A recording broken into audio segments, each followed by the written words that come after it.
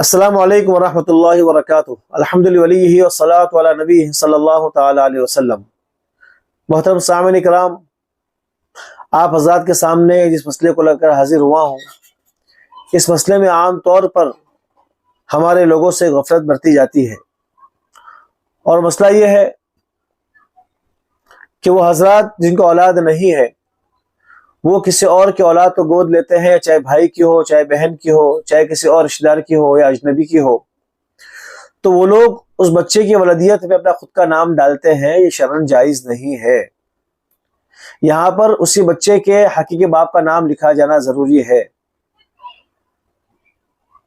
نبی کریم صلی اللہ علیہ وسلم کے زمانے سے پہلے، یعنی اسلام کے آنے سے پہلے، زمانے جاہلیت میں لے پالک کے ساتھ میں اس کے پرورش کرنے والے کا نام لکھا جاتا تھا، اور وہی نام سے پکارا جاتا تھا کہ زید بن حارثہ یہ اللہ کے نبی کی پرورش میں تھے، تو لوگوں نے زید بن محمد کہنا شروع کیا تھا، مگر اللہ تعالیٰ کی طرف سے آیت نازل ہوئی اور جسے منع کر دیا گیا، اور اللہ پاک نے فرمایا ادعوہم لآبائہم اقسط عند اللہ، کہ ان کو حقیقی باپوں کے ساتھ پکارا جائے۔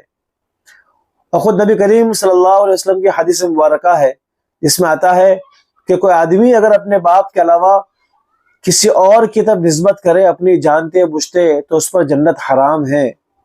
اور ایک حدیث میں تو اس سے سخت الفاظ آئے ہیں کہ جو آدمی اپنے باپ کے علاوہ کسی اور کی طرف نسبت کرے تو اس نے اللہ تعالیٰ کے ساتھ کفر کا معاملہ کیا۔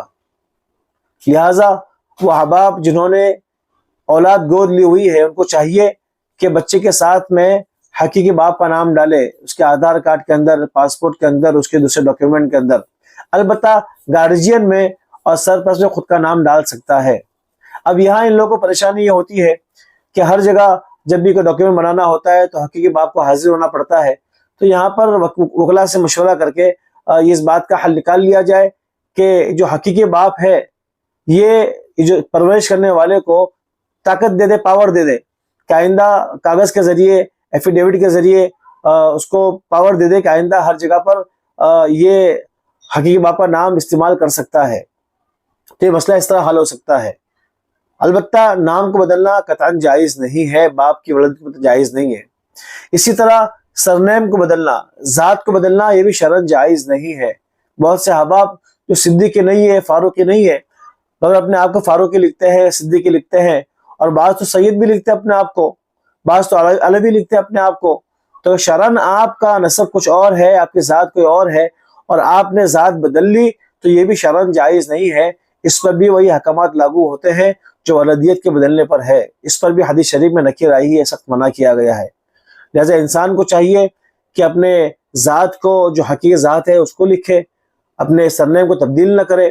اور جن لوگوں نے لے پالک، جن کے پاس لے پالک اولاد ہے، جنہوں نے بچوں کو گود لیا ہے، تو ان کو چاہیے کہ ان کے اس بچے کے ساتھ میں حقیقی باپ کا نام لکھے سارے ڈاکیومنٹ کے اندر۔ وآخر دعوانا الحمدللہ رب العالمین۔